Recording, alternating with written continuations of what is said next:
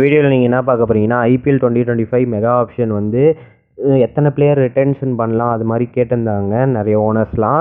So அதை பற்றியும் ஜேஷா இவங்களாம் அஃபிஷியலாக ஐசிசி அஃபிஷியல்ஸ் எல்லாருமே சேர்ந்து கலந்து மீட்டிங் ஆட்டம் அரேஞ்ச் பண்ணியிருந்தாங்க 30 ஜூலை அன்றைக்கி. இதில் வந்துட்டு ஷாருக் கானுக்கும் இன்னொரு ஓனருக்கும் ஃபைட்டிங் ஆட்டம் போயிட்டு இருந்தது. ஏன்னா அவங்க ஷாருக் கானோட பாயிண்ட் ஆஃப் வியூவில் கேட்டு அது மாதிரி ஒரு ஃபைட்டிங் போச்சு. அதை பற்றியும் பார்ப்போம். ஸோ சிஎஸ்கே எம்ஐ ஆர்சிபி ஓனர்ஸ்லாம் பெருசாலாம் எதுவும் பேசலை.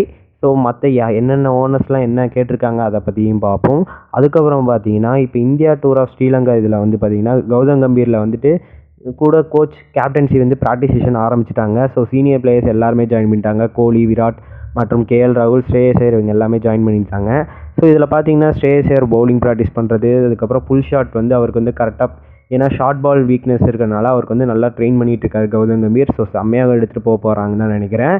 ஸோ இப்போ வாங்க ஐபிஎல் பற்றி பார்ப்போம். ஃபஸ்ட்டு பார்க்க வேண்டியது என்ன பற்றி ஓனர்ஸ்லாம் ஃபஸ்ட்டு கேட்டது என்னென்னா இந்த பிளேயர்ஸ் அவைலபிலிட்டி ஃபஸ்ட்டு சொன்னாங்க. ஏன்னா இது எதனால் சொன்னாங்கன்னா ஃபாரின் பிளேயர்ஸ்க்கு வந்து ரீசன் என்னென்னா சில பிளேயர்ஸ்லாம் டக்குன்னு மேட்ச் ஆரம்பிக்கிறதுக்கு முன்னாடி வரேன்னு சொல்லிவிட்டு ஆப்ஷனில் கலந்து நல்ல ப்ரைஸில் போயிட்டும் அதுக்கப்புறம் வராமல் போகிறது சில பிளேயர்ஸ் நிறைய பிளேயர்ஸ் பண்ணிகிட்ருக்காங்க. ஆஸ்திரேலியன், இங்கிலாந்து பிளேயர்ஸ் இந்த மாதிரிலாம் பங்களாதேஷ் பிளேயர்ஸும் பண்ணிகிட்டு இருக்காங்க. ஸோ இதெல்லாம் குறைக்கிறதுக்கு அவங்களுக்கு ஒரு 1 இயர் பேன் அது மாதிரி பண்ணலாம்.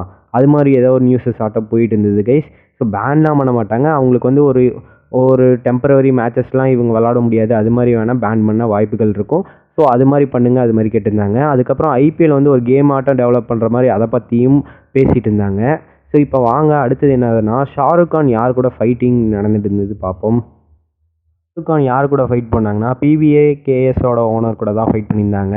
ஸோ இதை எதனால் ரீசன் பார்த்தீங்கன்னா ஷாருக் கான் கேட்டது வந்து 5 to 6 ரிட்டென்ஷன் பிளேயர்ஸ் தான் கேட்டிருந்தார். அவரோட ரீசன் என்னென்னா ஸோ இவர் வந்து ஒரு நிறைய டேலண்டான பிளேயர்ஸ் வந்து க்ரூம் அப் பண்ணி லைனப்ஸில் வச்சுருக்காரு. இப்போ ரிங்கு சிங் அதுக்கப்புறம் பார்த்தீங்கன்னா நிறைய பிளேயர்ஸ் இது மாதிரி வச்சுருக்காங்க லைனப்ஸில். ஓப்பனிங்லேருந்து எல்லாமே கரெக்டாக செட்டிலாக இருக்க லைனப்ஸை இப்போ வந்து பிரித்தாங்கன்னா அவங்க வந்து ஃபஸ்ட்லேருந்து க்ரூம் அப் பண்ணி வச்சுருக்க பிளேயர்ஸ் எல்லாருமே வெளியே போகிற மாதிரி இருக்கும். இந்த ரகுவன்சி மாதிரி பிளேயர்ஸ், ஹர்ஷித் ராணா, வைபவ் அரோரா, வருண் சக்கரவர்த்தி இந்த மாதிரி நிறைய பிளேயர்ஸ் வச்சுருக்காங்க. யங் டேலண்ட் பிளேயர்ஸ்லாம் வச்சுருக்காங்க. இவங்களாம் ஐபிஎல் ஆப்ஷன் போகும்போது ஒரு யங்ஸ்டரில் வந்துலாம் ஒரு நல்ல ப்ரைஸ்க்கு போக அதிக வாய்ப்பு இருக்கும். ஸோ அதனால் வந்து அதே டீம் வந்து அவரால் ரீட்டைன்லாம் பண்ண முடியாது. ஒரு சில பிளேயர்ஸ் வச்சு தான் அவரால் ரீட்டைனே பண்ண முடியும். ஸோ இந்த மாதிரி முக்கியமான பிளேயர்ஸ்லாம் போயிட்டாங்கன்னா டீம் இதுவே கொஞ்சம் அடி வாங்கும். அது மாதிரி தான் சொல்லலாம். ஏன்னா ஒரு பக்கம் பேஸ் பவுலிங் இல்லை ஸ்பின் வந்து வீக்கிங்காக இருக்கும். அது மாதிரி இருக்கிறனால ஸோ ஷாருக் கான் இது மாதிரி கேட்டிருந்தாங்க. இது கூட யார் ஃபைட் பண்ணாங்கன்னா பிபிஎஸ்கே வந்து கோ ஓனர் ஆட்டம் இதை முன்னாள் ஓனர் அது மாதிரி கைஸ் அவர் தான் வந்து ஃபைட் பண்ணிட்டு இருந்தாங்க. பிரீத்தி சிந்தாலாம் ஃபைட் பண்ணல. ஸோ அவங்க 2 பேருக்கு தான் இது ஆட்டம் போயிட்டு இருந்தது வாக்குவாதம். ஏன்னா அவங்களுக்கு பொறுத்த வரைக்கும் டீமே ஃபுல்லாக பிரிச்சுட்டு மெகா ஆப்ஷன் ஆட்டம் கண்டக்ட் பண்ணுங்கள் அது மாதிரி தான் சொல்கிறாங்க. ஒரே ஒரு ரிட்டென்ஷன் தான் அவங்க பிபிஎஸ்க்கு பொறுத்த வரைக்கும் ஒரே ஒரு ரிட்டென்ஷன் போதும் அது மாதிரி கேட்டுருக்காங்க.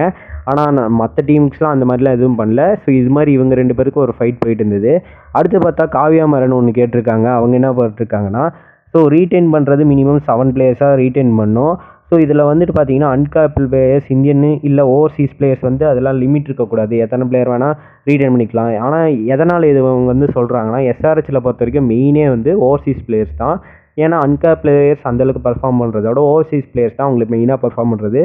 அதனாலே வந்து 7 பிளேயர்ஸில் வந்துட்டு 6 கிட்ட வந்து ஓவர்சீஸ் பிளேயரே ரீட்டைன் பண்ணலாம் அப்படின்னு ஒரு பிளானை பண்ணியிருக்காங்க. ஆர்டிஎம் வந்துட்டு வித் ஆப்ஷனில் வந்து ஆர்டிஎம் எடுத்துக்கலாம் அது மாதிரியும் சொல்லியிருக்காங்க. ஆப்ஷன் வந்து எவரி 5 வருஷத்துக்கு ஒரு டைம் எடுங்க அது மாதிரியும் சொல்லியிருக்காங்க. காவியன் பொறுத்த வரைக்கும் டிசி ஓனர் பொறுத்த வரைக்கும் மெகா ஆப்ஷன் கண்டக்ட் பண்ணுங்கள். இம்பேக்ட் பிளேயராக ரூலை வந்து தூக்குங்க.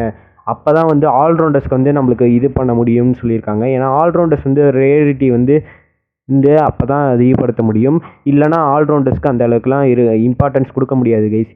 ஏன்னா இப்போ ஒரு இம்பேக்ட் பிளேயர் இருக்காருன்னா டக்குன்னு ஒரு பேட்டர் இருக்கார், பவுலர் வருவார், டக்குன்னு இது பண்ணிட்டு போவாங்க. அதனால் பிரச்சனை இல்லாமல் இருக்கும். ஸோ இம்பேக்ட் பிளேயர் இருக்கிறனால ஒரு ஆல்ரவுண்டர் வந்து க்ரூம் அப் பண்ணி கொண்டு வர முடியாது. இம்பேக்ட் பிளேயர் இருந்தால் ஒரு எக்ஸ்ட்ரா ஒரு பேட்டரோ பவுலரோ வந்து எண்ட் ஆஃப் தி இன்னிங்ஸில் 2 டீமையும் எடுத்துகிட்டு வரனால அதை வந்து ஒரு ஆல்ரவுண்டர் வளர்ந்து வர்றதுக்கே ஆப்பர்ச்சுனிட்டி இல்லாமல் போயிடும். ஏன்னா எடுத்துகிட்டு வரும்போதே 6 பவுலரில் வருவாங்க. திடீர்னு பார்த்தா இன்னொரு எக்ஸ்ட்ரா ஒரு 7 பவுலரோட போயிட்டாங்கன்னா அப்போ கொஞ்சம் பாருங்களேன் அது ஆல்ரவுண்டர் ஸ்லாட்டுக்கு வந்து கொஞ்சம் இன்னும் குறைபாடு இருக்கும். ஏன்னா நிறைய பிளேயர்ஸ் ஆல்ரவுண்டர்ஸை தான் கன்வெர்ட் பண்ண பார்க்குறாங்க இப்போ இந்தியன் டீம் பொறுத்த வரைக்கும்.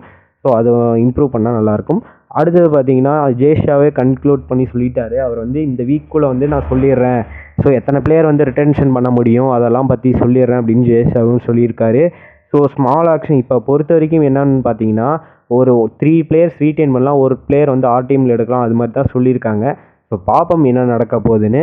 ஸோ அவ்வளோதான் கைஸ், இந்த வீடியோ பிடிச்சிருந்தா உங்கள் ஃப்ரெண்ட்ஸ் அண்ட் ஃபேமிலிக்கு ஷேர் பண்ணுங்கள். ஸோ மிச்ச வீடியோ தான்.